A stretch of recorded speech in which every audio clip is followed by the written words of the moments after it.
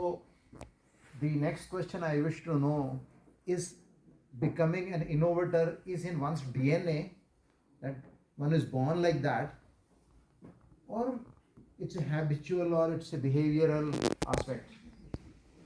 So how many feel that it is in the DNA?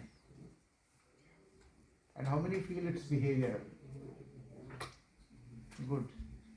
At least many of you are on track. So there's a book on the innovator's DNA by Jeffrey. Now he says the four traits which any innovator possesses. First, they have the courage to innovate. That means they have the courage to challenge the status quo, what is going on, not accepting what is going on, going beyond that. And then they do some smart thinking. They take risks. Even if it fails, it's okay, let's try it out. But majority of the traits are behavioral, and one of those is they ask questions. So why I took it up in the beginning itself is cultivate that habit of asking questions.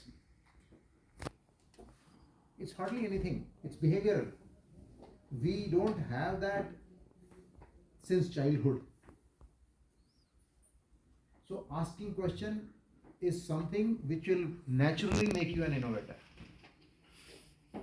So think about the topic, think of some inquisitiveness, think of some curiosity, and then try to clarify that. So that's the first trait they possess. The second one is they are very keen observers. There's one guy in Argentina, he observed the people who view movies are able to speak good English, and because they see English movies, they are able to learn language.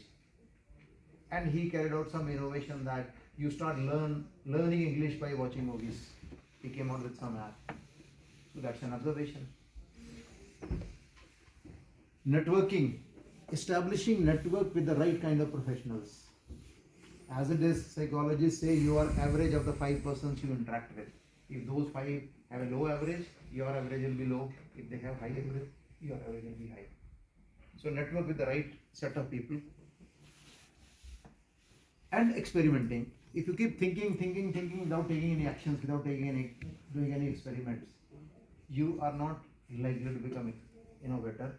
You have to think, but you have to take some practical steps and do some experiments to realize what you are thinking. So these are behavioral. There's only one cognitive, that out of all these stages, some inputs will be gathered.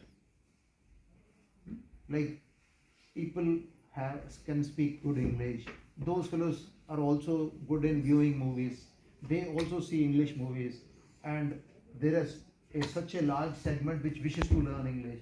And then he associates all that information that requires cognitive skill. And then you associate all that information and come out with a new idea. One gentleman was passing in front of a radar, and he found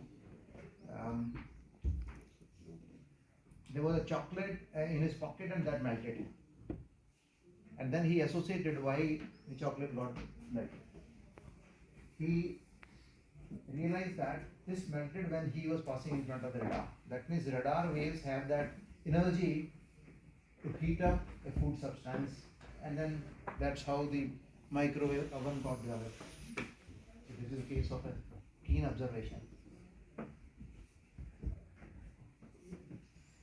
And India needs lots and lots of innovations to become prosperous, to become a country which everybody looks up to, and where the quality of life is good, health is good. Now, moving on to the cybersecurity, it is such a important topic that not individuals, not organizations, not even nations are spared from it. Everybody is losing their money, their information, their vital assets because of the cyber attacks.